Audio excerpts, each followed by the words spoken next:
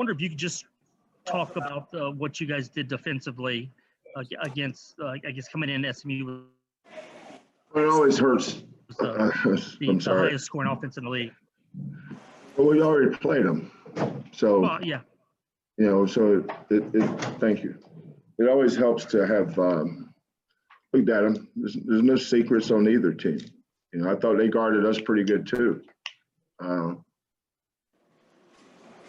But our defense has been getting better. You know, we've been working on 2 or 3 things. But not everybody plays. Not everybody plays the game the same way. So the way SMU play, they always have bigs. You know, and that a lot of things we were working on that we did a really good job against our big guys. Kendrick likes to use pick and rolls. We were up at the line of scrimmage, really defended him well, kept him in check with our pick and roll defense. But you know, there's 3 core tenets of our program: our defense, our rebounding, taking care of the ball, and I thought we were outstanding in all 3 areas tonight. We'll go to Mark Berman, Fox 26. Mark, go ahead, please. Hey, Kelvin, how are you? What are some things that you did or said or your team did that allowed you to get off to the great start in the second half? You opened up on an auto run, and really that was the game right there. Well, I thought our offense was great the first half. You know, don't ever, you know, we just weren't making open shots. We missed. Look how many free throws we missed. Look how many open shots we missed. Look how many shots around the rim we were missing. I told our guys, don't worry about that. You know, you'll make them. You know, the biggest thing was transition points. I didn't think we were doing a good enough job the first half of taking advantage. And so Dejan knows how to find Marcus. Dejan and Marcus are a lot like Galen and Corey were. You know, Galen was great at finding, Armani and Corey. Galen was great at finding Armani and Corey in transition. And Dejan and Marcus are starting to get that same connection. And I knew that if we could get some defensive rebounds by the guards. Great thing about guards rebounding is everything becomes a vertical push. When the bigs rebound, they have to outlet it, you know, east and west before we can get north or south.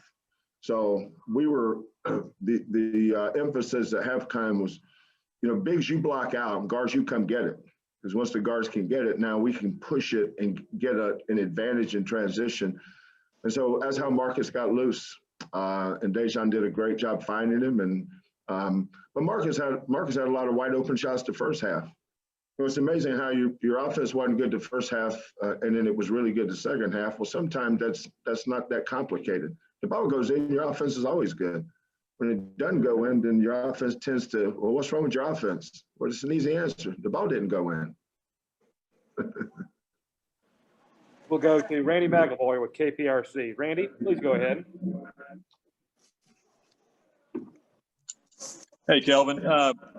The broadcast did a good job of really spotlighting Gorham and just the job he does on the boards. Can you speak on this, the skill set he has in that area? What, 8 or 9 straight double pounding, and just how he attacks and gets it done? Well, don't confuse skill set with heart. You know, when I think of skill set, I think of ball handling, passing, shooting, spinning a ball on your finger, jumping off a trampoline, doing a triple flip and dunking it. That's a skill set. Rebounding is heart. And nobody's heart is bigger than Justin's. You know, that's why we're really particular about the kids we recruit. You know, in our evaluations of players, we don't look at what most people look at. You know, the people that don't know whether they're on foot or horseback, and this what we're doing, which means anybody but a coach, is going to look at the shiniest penny or the guy with the highest numbers. You know, Nate Hinton, Justin Gorham, I got some guys coming in this next class that I like a lot. But those are things you can develop in how we play. You know, we are certain things we emphasize, and you have to be able to fit those things. Like I think you're going to see a huge improvement in Fabian in those areas. But we watched Justin every day last year. You know, he was coming along. When he came in here, he was a good rebounder, which is one of the things I liked about him. But you could tell he was becoming a good rebounder. But to put Justin in the game, you got to take Fabian out because you got Chris and Bryson at the 5. And you got Fabian at the 4, and there just wasn't opportunities. And this, you know, people forgetting the last game that Fabian White played for the University of Houston, he had 18 points and 14 rebounds. So let's not act like the guy that he was playing behind was, you know, was a crossword puzzle. I mean, Fabian's pretty good, which is the reason why he was playing. But Justin has gotten better. He has fully embraced rebounding. Couldn't be a better match. You know, you always want to, you know, as a man, you always want to choose the right wife. Your wife wants to choose the right husband, and that'll make the marriage last. Well, between coach and the program and Justin, it could not be a better fit. He embodies everything we value. He's a high character kid. His mother is unbelievable. Unfortunately, his father passed away from cancer during his freshman year, which was a tremendous loss for Justin. I had a great talk with his mom about losing his father to cancer. And that was part of his adjustment period last year. But, you know, it's like, look at Reggie tonight. You know, Reggie is a great fit for us. There's a lot of kids on the transfer portal last year. But we felt like Reggie was a kid we could develop. We thought Justin was a kid we could develop because they're tough kids, and tough kids fit us. All right. We'll go to Chris Baldwin from Paper City Magazine. Chris, go ahead, sir. Coach, the depth of this team, you know, Grimes only gets 6, but, you know, 4 other guys have 9 or more. And guy who scores 31 the other night, you know, played 6 minutes. Does that sort of set this group apart, that, you know, that depth?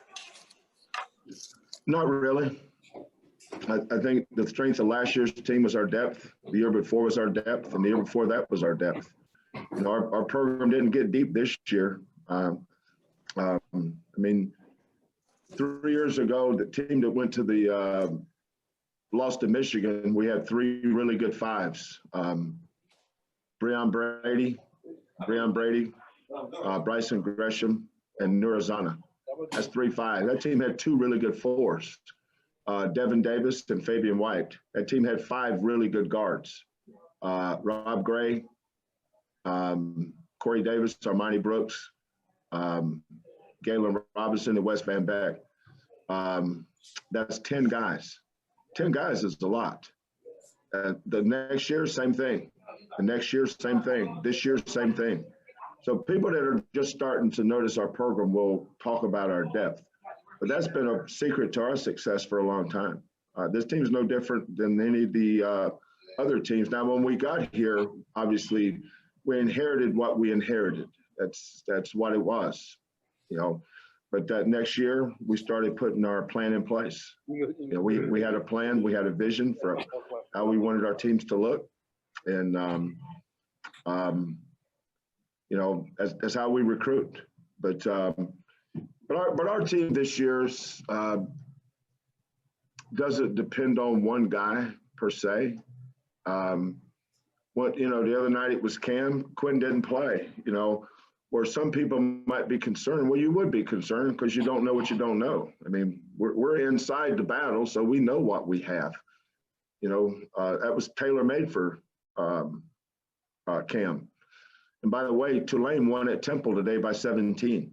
I mean, that's Tulane's has really good guards. In the second half the other night, when we took all our guys out, they didn't. They kept all their starters in. You can tell, I knew that they were going to win some games down the stretch with the guards they have. But our depth is a big part of who we are. Marcus has had nights where he didn't shoot it well and somebody else stepped up. Quinn's had nights, same thing. But on nights when we're going to have nights when they all shoot it well, like the first half against Tulsa. But our constant is our defense, our rebounding, and the way we take care of the ball. As long as we do those three things, the Holy Trinity, we're always in the game. You know, it's nice. You know, teams overinflate a team's value. People overinflate a team's value when they shoot it well. They talk about, man, if you guys can shoot it like that, well, how many nights are you going to shoot it like that? You're never going to have great shooting nights every night. You know, and every game is a package by itself. It has nothing to do with the next game. It's like Cam had 31 the other night. Well, he may or may not ever have 30 again the rest of his life. Who cares? You know, it's like, you know, people that don't know a lot about it say, well, if he can give you that kind of shooting, well, he's not going to get the minutes to give us that kind of shooting. What do you want me to do? Set Quentin down? Set Marcus down? Set Dejan down? No, he goes back to his role. You know, our starters are our starters. Our bench is our bench. That's the way it is, and that's not going to change, and everybody understands that. We'll go to Chris Gardner, please. Chris, go ahead, sir. Coach, do you have a number in mind for Justin game in, game out as a challenge in terms of rebounding numbers? Or do you kind of like set, Justin, I know you're going to get 10. I expect that from you today. Do I say that to him? As a challenge to him. No, but I know it. I don't have to say it to him. Justin's a grown man. He's not a college kid. He's very mature. He's mature beyond his years. That would be insulting if I said that to him.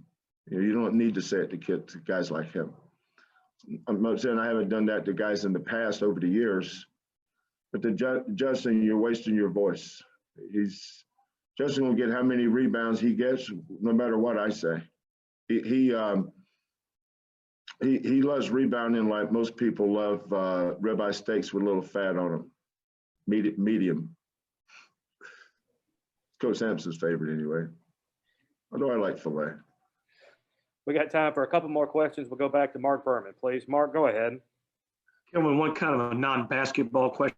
I know that's important for you to make a difference when you can. Of course, during the game, you were shown multiple times wearing your Coaches Against Cancer face mask. Some thoughts about joining in with your colleagues in that area.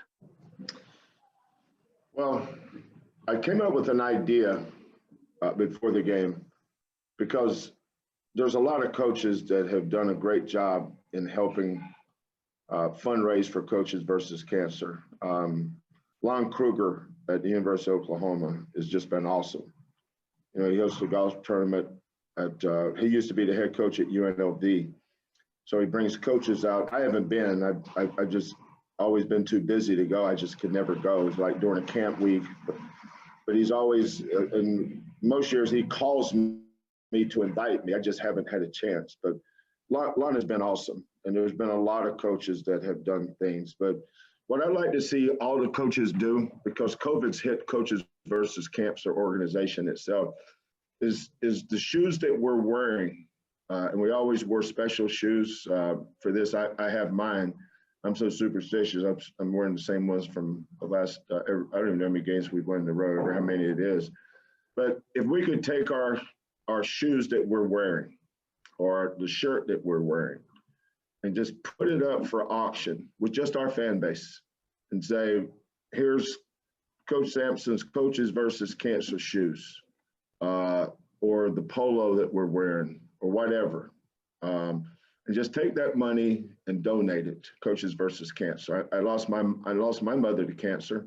I've lost several family members to cancer. There's none of us that has not been affected in some way or other, directly or indirectly, by cancer. And that fight goes on. Dave Vitale does it during Jim Valvano week. And that money goes to the American Cancer Society. But I'm talking about money raised for Coaches versus Cancer.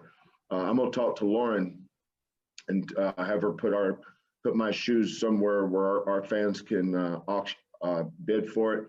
There's not, and I realize the shoes is not what is they're interested in. Let's give the money for a great cause. Who knows? It may be your wife or your mother, your daughter that we're raising money for, because Coaches versus Cancer does not discriminate. So it's been something near and dear to my heart. I always felt like I could do more, that I should do more. And this is what I want to do to give back to Coaches versus Cancer, is just have all the coaches take the shoes they wore and put them up on their social media sites and let the fans some schools may raise $100, some schools may raise $5,000, who knows? Well, let's take all that money and give it to the Coaches versus Cancer, so we can do our part in fighting this deadly, dreaded disease. All right, we have time for one more question if anybody has it. I don't see any more questions in the chat. Anybody? We're good. All right, Coach, thank you very much for your time. We do appreciate it. Okay, you guys stay safe. Congrats.